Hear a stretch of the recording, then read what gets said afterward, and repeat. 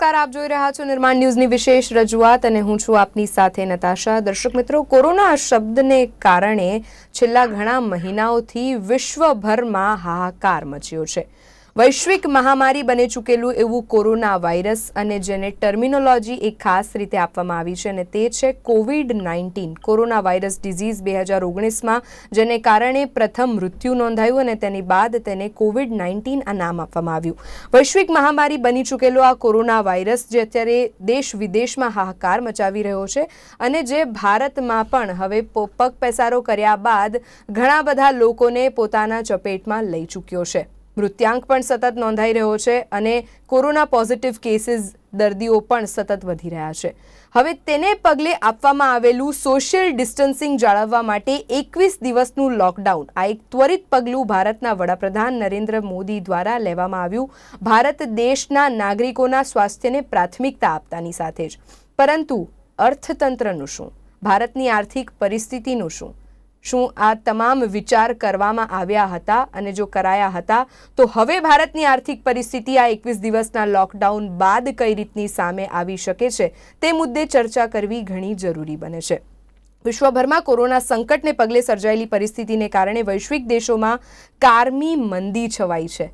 ફક્ત ભારત દેશ તેની ચપેટમાં નથી આવ્યો, પરંતુ ભારત સિવાય પણ અન્ય ઘણા મોટા દેશો અને વૈશ્વિક પરિસ્થિતિમાં અત્યારે આર્થિક પરિસ્થિતિમાં પણ તેઓ સંકળાઈ ગયા છે। આ આર્થિક સંક્રમણમાંથી કઈ રીતે ભારત મુક્ત થશે, ભારતમાં આર્થિક સંક્રમણના કેવા પડઘા પડશે, આ તમામ બાબતોની ચર્ચા કરીશું આજના ખાસ કાર્યક્રમ અંતર્ગત।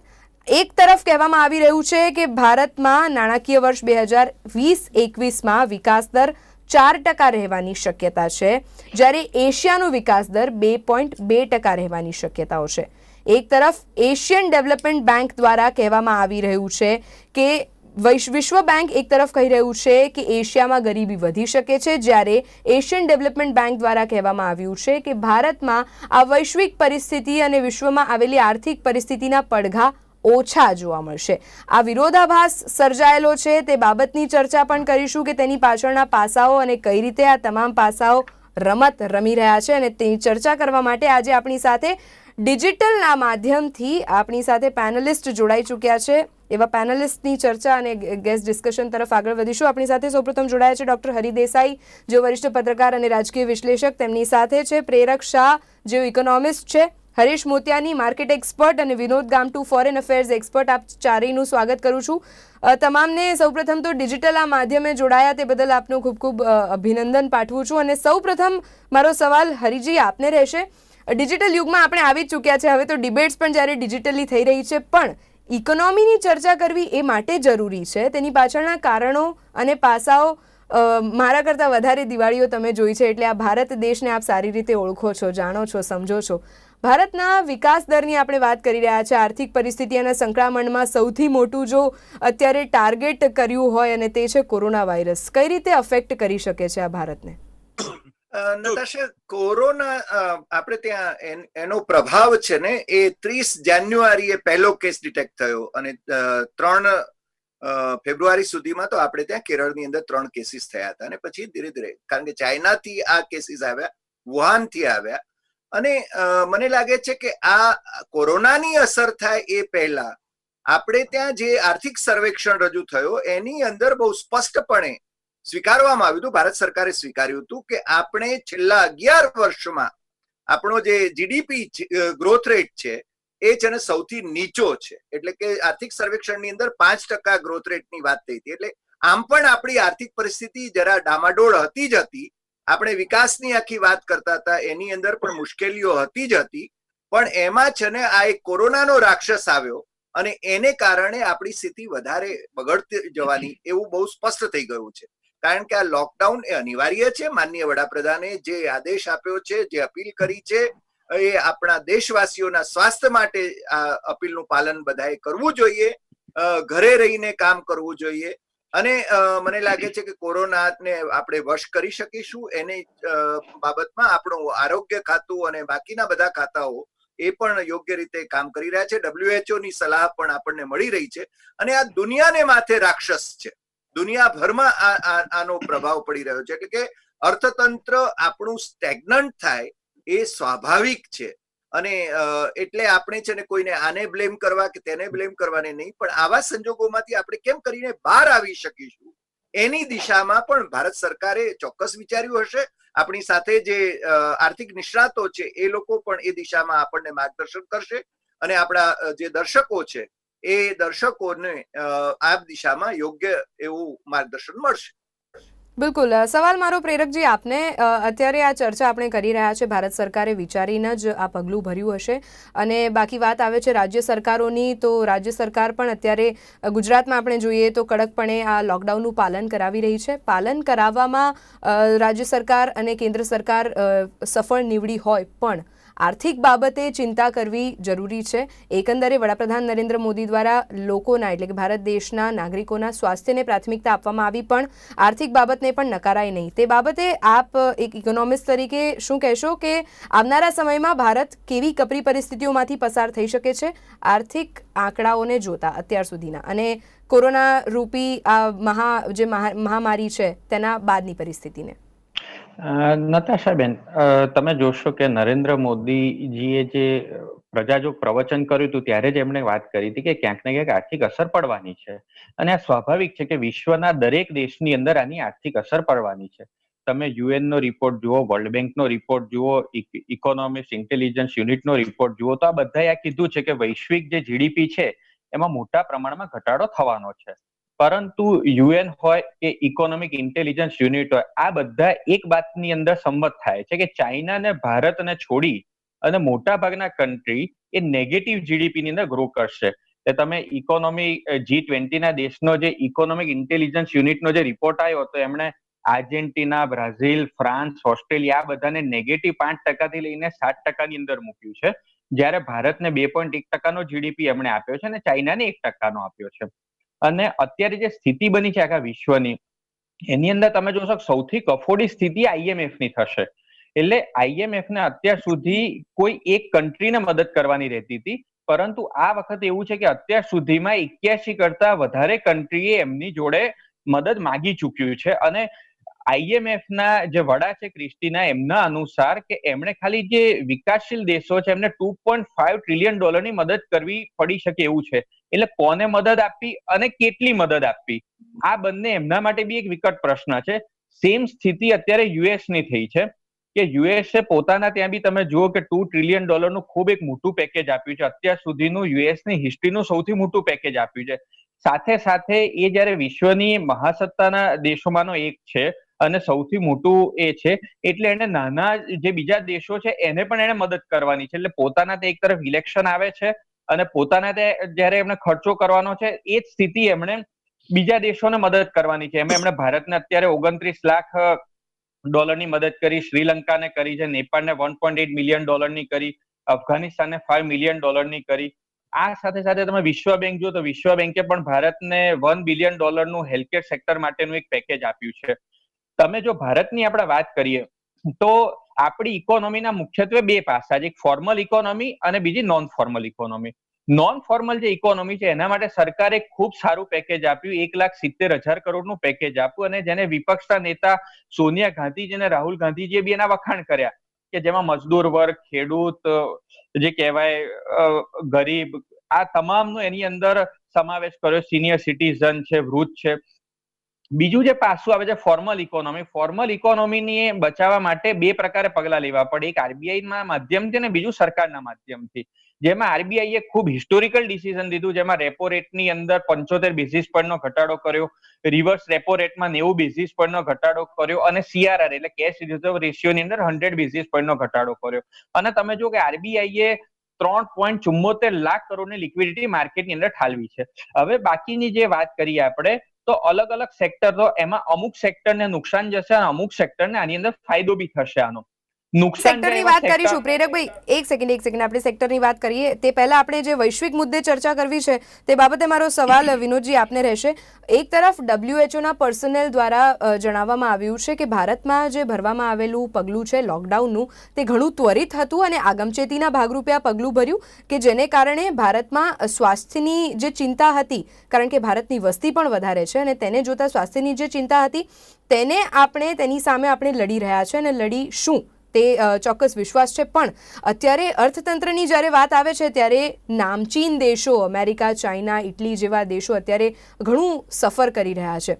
આપ ફોરેન એક્સપર્ટ તરીકે શું કહેશો કે બીજા દેશોની સરખામણીએ ભારતને આર્થિક પરિસ્થિતિ અને ભારતને આર્થિક કેવા પડકારો સામે આવી શકે છે કોરોનાની આ અસર પૂર્ણ થયા બાદ? નતાશા, મારા માટે ક્વેશ્ચન છે? જી વિનોદજી, આપના માટે. હા, અચ્છા. નતાશા, સૌથી પહેલા I would open up the statement. એવું કહીશ કે આ જે છે ને કે એક થર્ડ વર્લ્ડ વોર જેવું છે. એ થોડું તમને એવું વિચિત્ર લાગશે હું આવું કહું છું, કારણ કે તમે જો જે હિસ્ટ્રી તમે જોશો, first world war, second world war પછી જે ઇકોનોમિક જે ફોલઆઉટ થયો છે વર્લ્ડમાં, એટલે બધા કન્ટ્રીઝ છે ને એવું કહી શકીએ કે એકદમ 0-0 લેવલ પર આવી ગયા છે. અત્યારે આ પરિસ્થિતિ એવી છે કે આખા વર્લ્ડની જે જીડીપી છે 2.5% ની આસપાસ જે ગ્રોથ થઈ રહી હતી, now that will come down under 1%. અને હું તમને કહું કે જે અત્યારે યુનાઇટેડ સ્ટેટ્સ ઓફ અમેરિકા જો કે ચાઇના જો આ લોકોને ઓલરેડી શું છે કે એ લોકોનો જે ટ્રેડ વોર ચાલતો હતો એમાં ચાઇનાએ ઓલરેડી ચાઇના પર બી $18 trillion નો ડેટ છે. આપણને એવું લાગે છે કે ચાઇના સ્ટ્રોંગ છે, પણ તમને કહું ચાઇના પર ડેટ પણ એટલો જ મોટો છે. અને હવે શું થશે કે જયારે વર્લ્ડ માર્કેટમાં જયારે ડિમાન્ડ આખી કોન્ટ્રાક્ટ એટલે ઓછી થઈ રહી છે, તો ચાઇનાની ઇકોનોમીને ઓલરેડી 28 યર્સ લો પર એનાથી વધારે મોટી ઇમ્પેક્ટ પડશે. અને ચાઇનાનું બી શું છે કે અત્યારે એવું થાય કે ડિફોલ્ટ થઈ શકે એવું છે આગળ ચાલીને. હું તમને બીજો એક્ઝામ્પલ આપું કે સિંગાપુર જે કન્ટ્રીને આપણે એટલો સ્ટ્રોંગ માનીએ છીએ, જેમણે કાલે કે પરમ દિવસે કીધું કે અમે બી લોકડાઉન કરીએ છીએ થોડા દિવસ માટેનું, સિંગાપુરનું પણ ડેટ તમે જોશો ને, that is going beyond roof. હવે ઇન્ડિયા, તમે એ પોઈન્ટ ઓફ વ્યૂ તમે જોશો, ઇન્ડિયા સ્ટીલ ઇઝ સેફ, કારણ કે આપણી કરંટ એકાઉન્ટ જે ડેફિસિટ જે છે એટલી વાઇડન થયેલી નથી કમ્પેરેટિવલી. એટલે આપણે ઇન અ વે આપણે સારી પોઝિશનમાં છે બીજા કન્ટ્રી કરતા. પણ જો તમને કોઈ જે આ જે પરિસ્થિતિને કારણે શું થશે કે મને જે ડર છે, ઇકોનોમિક ફોલઆઉટ તો છે જ, I would say it's a great depression આવશે, પણ એના પછી શું છે કે એક પાછલા 4-5 વર્ષથી એક પ્રકારનું એવું માહોલ ચાલી રહ્યો હતો વર્લ્ડમાં કે પ્રોટેક્શનિઝમ ચાલી રહ્યું હતું. બધા પોતાની બોર્ડરને સિક્યોર કરી રહ્યા છે. બિઝનેસ પોઈન્ટ ઓફ વ્યૂ આમ ટેલિંગ કે એ અમારો બિઝનેસ બહાર ના જવો જોઈએ. એ તમે યુનાઇટેડ કિંગડમમાં બી તમે બી મુવમેન્ટ જોઈ, યુરોપના અમુક કન્ટ્રીઝ બી છે ઈચ્છે છે કે અમે આઉટસોર્સિંગ ના કરીએ. અને હવે આ થયા પછી શું છે, આખું પેરેડાઇમ શિફ્ટ થશે. એક પ્રકારનું શું છે, ઇકોનોમિક, જ્યારે પણ ઇકોનોમિક જે ગ્રેટ ડિપ્રેશન આવે ને, ત્યારે ઓબ્વિયસલી જે દરેક ગવર્મેન્ટની જે પહેલી પ્રાયોરિટી છે ને પોતાનું કન્ટ્રી આવી જાય, અને સ્વાભાવિક વસ્તુ છે, કારણ કે એમને પોતાની પ્રજા સાથે જ એમને પેલા એ જે સિક્યુરિટી આપવાની છે, જસ્ટિસ આપવાનું છે, ઇકોનોમિક મોનેટરી બેનિફિટ્સ એમને આપવા પડશે. આના કારણે હું એવું માનું છું કે આગળનો સમય છે ને વર્લ્ડ માટે, ઇન્ક્લુડિંગ ઇન્ડિયા, એ બહુ જ ખરાબ રહેશે. અને આમાં છે ને ઇન્ડિયન પોઈન્ટ ઓફ વ્યૂ આપણે વિચારીએ તો આપણને એક બહુ સ્ટ્રોંગ પોલિટિકલ હવે છે ને વિઝન જોઈએ. એ જે બી આપણી જે કરંટ પોલિટિકલ ડિસ્પેન્શન છે, એ જો સારા ડિસિઝન લેશે તો આપણે આગળ સારી ઓવરઓલ વિનોદજી, તમે એવું કહી રહ્યા છો કે આવનારો સમય વિકટ છે, જેમ બીજા દેશો માટે છે એમ ભારત માટે પણ વિકટ પરિસ્થિતિ આવી શકે છે, રાઈટ? હાજી, રાઈટ. તો હવે આ ચર્ચાને આગળ વધારતા આપણી સાથે હરેશજી પણ જોડાયા છે. હરેશજી, જેમ તમને અત્યારે તમારી આસપાસવાળા સવાલ પૂછે છે તે જ સવાલ હું આપને પૂછવા માંગીશ કે શેર માર્કેટ શું કહે છે? શેર માર્કેટ અત્યારે કઈ રીતે આગળ જઈ રહ્યું છે? ઇન્વેસ્ટમેન્ટ માટે કયા સ્કીમ્સમાં આગળ વધવું જોઈએ? શું કહેશો? હું તો એ જ કહીશ કે હજી તો શેર માર્કેટને just watch like a film, જેમ તમે પિક્ચર જોવા જાઓ છો અને ત્યાં તમે કશું કરી નથી શકતા સિવાય કે ઇમોશન્સ તમારા દેખાડ્યા વગર. મીન્સ જ્યારે મિમિક્રી હોય કે લાફિંગ પોઈન્ટ હોય ત્યારે હસવાનું, અને જ્યારે રડવાનું સીન આવે ત્યારે રડવાનું. તમે ત્યાં કે ફાઇટ ના કરી શકો કે ડાન્સ ના કરી શકો. તો સેમ વસ્તુ અહીંયા છે માર્કેટમાં. અત્યારના સ્ટોક માર્કેટ ટોટલી એક કદાચ કે સિનેમા જેવું થઈ ગયું છે. તો you have to just wait and watch, wait for the right level to come down. જે પ્રમાણે માર્કેટે હમણાં 7,500, હવે હું થોડું ટેકનિકલ વાત કરીશ, 7,500 નું લેવલ નિફ્ટીમાં બતાવીને પછી એને જે બાઉન્સ કર્યું, એ બાઉન્સ એને મારા બ્રેકઆઉટ લેવલથી ઉપર ના આવ્યો. મારો બ્રેકઆઉટ લેવલ હતો 9,050 ટુ બી પ્રિસાઇઝ, અને નિફ્ટી ક્યાંક 9,030 કે 38 જઈને ત્યાંથી ફરી પાછી બેક આવી ગઈ છે. અને આઈ થિંક લાસ્ટ ક્લોઝર જે મળ્યું છે આપણને, દેટ વોઝ અરાઉન્ડ 8,000.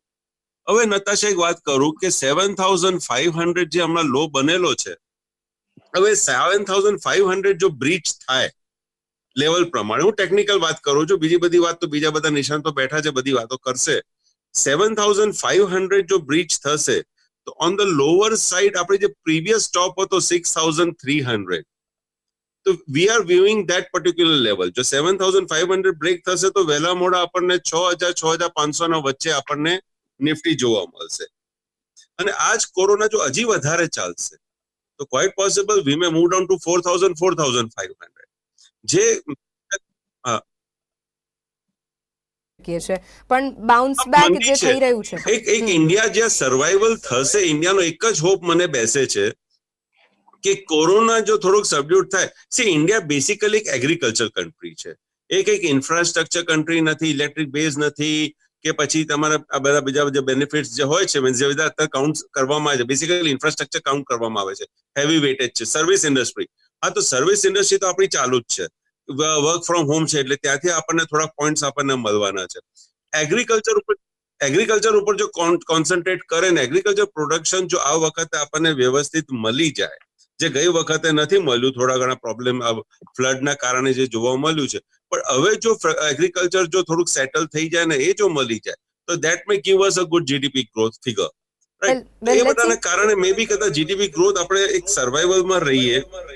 આપણા પાસે ફાર્માસ્યુટિકલ બી આપણા પાસે એક ઉચ્ચ ગ્રેડના છે કે જે અમેરિકા ભાઈ આપણા પાસેથી માંગતું હોય છે અને આપણે આપવાની ના પાડી છે, just looking in to view કે ભાઈ આપણને કદાચ આની જરૂર પડે તો આવા બધા જે ડિસિઝન્સ લીધા છે, સરકાર લે છે, એ આપણા માટે પોઝિટિવ છે. તો we may not fall till 4,000 4,300, but એ પોસિબલ ક્યારે છે કે જ્યારે તમે ને હું, મીન્સ આમ જનતા પ્રોપરલી રૂલ્સને ફોલો કરે તો.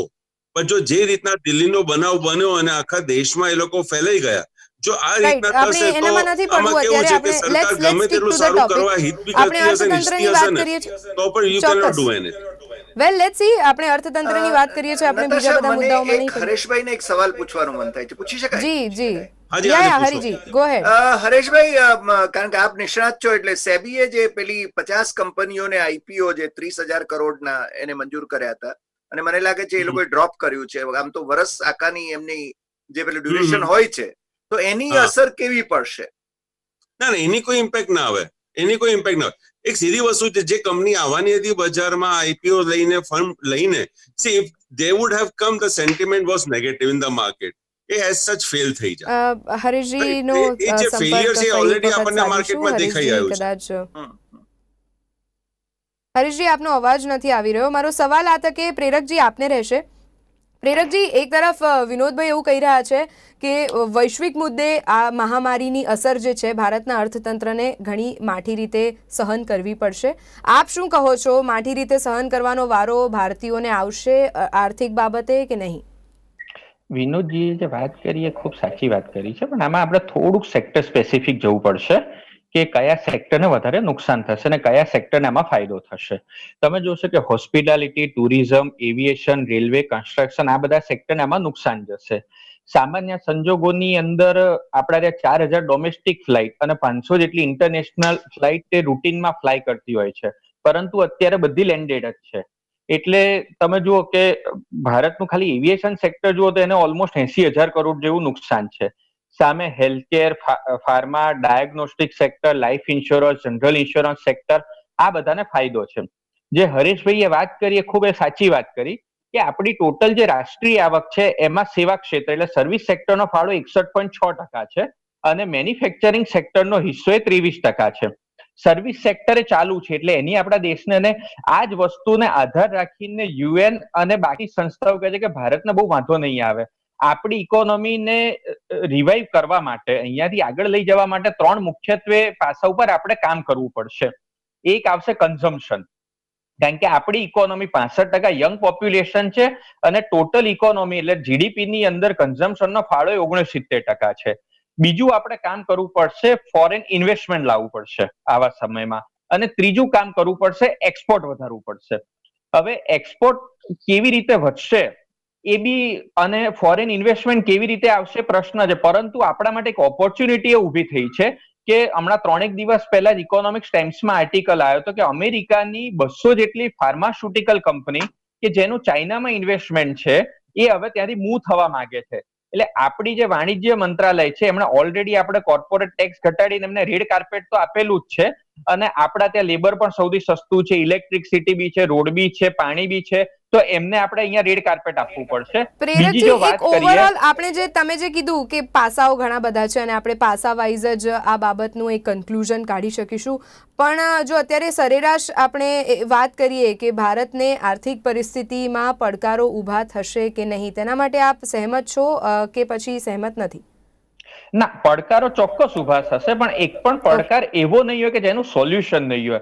આપણે જેને આપણે ભૂતકાળમાં બી પહોંચી નહીં આવામાંથી વળીએ. બહાર આવેલા છે, અને અત્યારે બી તમે જુઓ કે આપણને હમણાં જે ક્રૂડનો ભાવ ઘટ્યો, આપણું ક્રૂડનું જે કન્ઝમ્પશન છે વર્ષનું 1.7 બિલિયન બેરલનું છે, તો ક્રૂડનો જે ભાવ ઘટ્યો એના કારણે આપણને ખૂબ મોટો ફાયદો થયો છે, ઓલમોસ્ટ 3 લાખ કરોડનો ફાયદો થયો છે.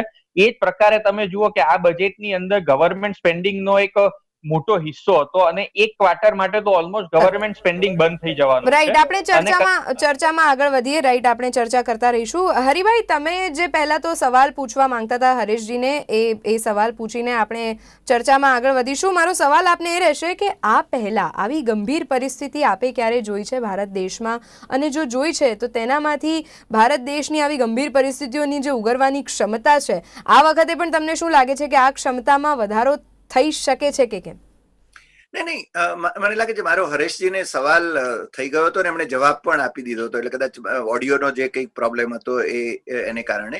પણ મારે વાત તો એ જ આપે જે પ્રશ્ન કર્યો એના સંદર્ભમાં કહેવાનું કે આપણે 2008, 2009 એ ગાળાની અંદર પણ આપણે એની અંદર હતા જ, અને એમાંથી બહાર જ આવ્યા હતા. એટલે આપણને બહુ ઇન્ટરનેશનલ એની અસર નહોતી થઈ. Let us be very honest about it. મને જે ચિંતા છે એ ચિંતા છે, મને લાગે છે કે ગઈકાલે જે વાત આપણા ગુજરાતના જે એડિશનલ ચીફ સેક્રેટરી છે એમણે જે કરી છે લેબરના, એ સંદર્ભમાં કામદારોનું શું થશે? કારણ કે આપણે છે ને, આપણે બજારની વાત કરીએ છીએ, આપણે ઉત્પાદનની વાત કરીએ છીએ, આપણે જીડીપીની વાત કરીએ છીએ, આપણે ઇકોનોમિક ગ્રોથની વાત કરીએ છીએ, પણ અત્યારે જે પ્રકારની સ્થિતિ ઊભી થઈ છે, જે સ્થિતિ આપણે જોઈએ છીએ, એમણે એમ કહ્યું છે કે 70,000 કરોડથી 1 લાખ કરોડનું નુકસાન એ આપણે છે ને એકલા ગુજરાતમાં થવાની શક્યતા છે. કારણ કે આપણે ત્યાં 34,081 જેટલા યુનિટ છે અને 17 લાખ વર્કફોર્સ છે, અને આ વર્કફોર્સની જે સ્થિતિ છે, મને વધારે ચિંતા એના વિશે છે.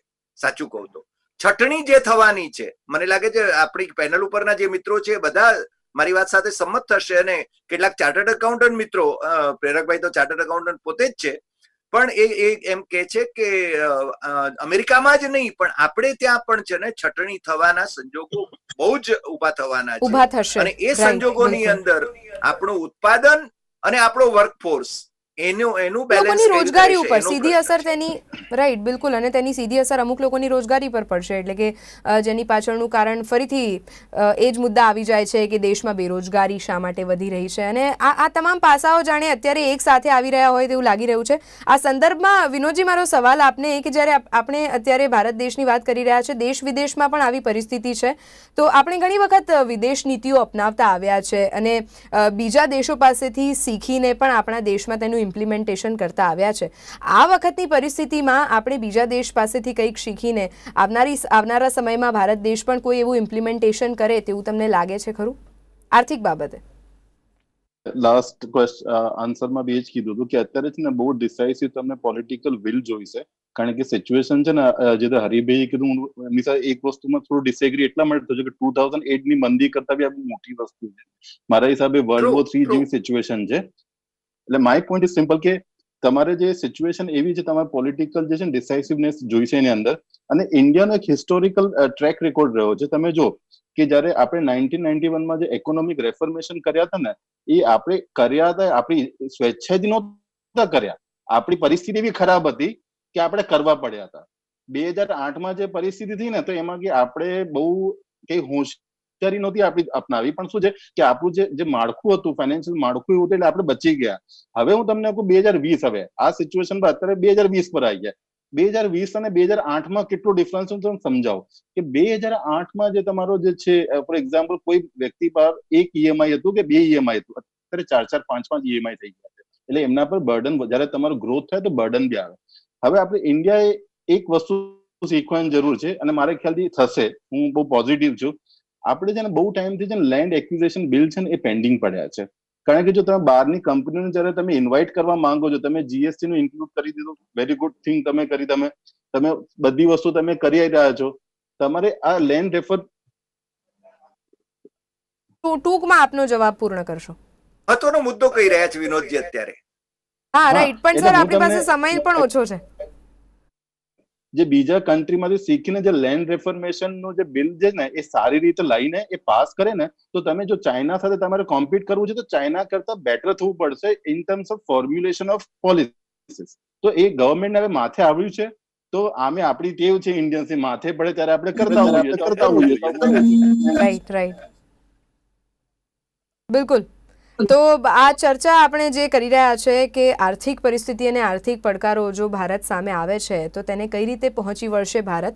એકંદરે આપણે અત્યારે ભલે આર્થિક બાબતની ચિંતા કરી રહ્યા છે, પણ જે રીતે આ કોરોના વાયરસની વૈશ્વિક મહામારીમાંથી ભારત દેશ પણ પસાર થઈ રહ્યો છે, સતત વધતા કિસ્સાઓ પણ સામે આવી રહ્યા છે, ત્યારે આ તકે આપણી પાસે સમયની મર્યાદા નડતા આ ચર્ચાને અહીંયા જ રોકાઈશું.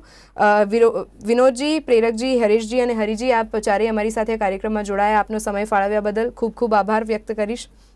દર્શક મિત્રો, આર્થિક સંક્રમણ, અત્યારે કોરોના વાયરસની આ વૈશ્વિક મહામારી જે છે, તો તેના જે જર્મ્સ છે તેને શરીરમાં આવતા તો આપ સેનિટાઈઝર અને સેનિટાઈઝ કરીને તેને અટકાવી શકો છો શરીરમાં પ્રવેશ કરતા. પણ ઘણી બધી એવી અફવાઓ છે જેને આપના મગજમાં આવ્યા સુધી કઈ રીતે સેનિટાઈઝ કરશો, અને તે માટે મુદ્દાસર ચર્ચા કરવી, અલગ અલગ ચર્ચાઓ અને અલગ અલગ મુદ્દાઓ સાથે અમે આપની સમક્ષ ઉપસ્થિત થતા હોઈએ છીએ. જે મામલે પેનલિસ્ટ પણ જોડાતા હોય છે અને તેઓ પણ તેમના મંતવ્યો રજૂ કરતા હોય છે, અને આવી ઘણી બધી ચર્ચાઓ અમે કરતા રહીશું. પણ ત્યાં સુધી કોરોના વાયરસના સંદર્ભમાં આપવામાં આવેલ આ લોકડાઉનનું આપણે સંપૂર્ણપણે પાલન કરીએ.